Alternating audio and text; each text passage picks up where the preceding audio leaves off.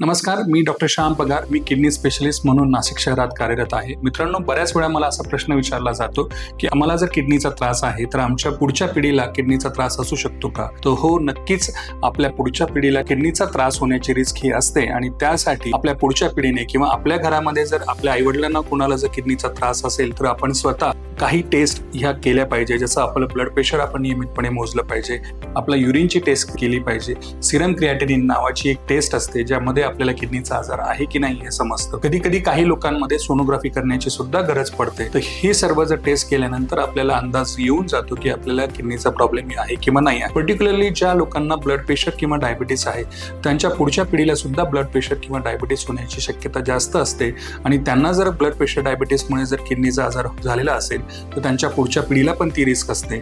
म्हणून आपण या गोष्टीची काळजी घेतली पाहिजे की आपल्या घरात, आपल्या कुटुंबामध्ये जर आईवडिलांना जर तो त्रास असेल तर आपण नक्कीच आपले टेस्ट केले पाहिजे आणि योग्य वेळी आपण आपल्या किडनी स्पेशलिस्टचाही सल्ला घेतला पाहिजे असं आम्हाला वाटतं, जेणेकरून तुम्ही तुमच्या भविष्यामध्ये तुमच्या किडनीच्या त्रासापासून स्वतःला वाचवू शकतात.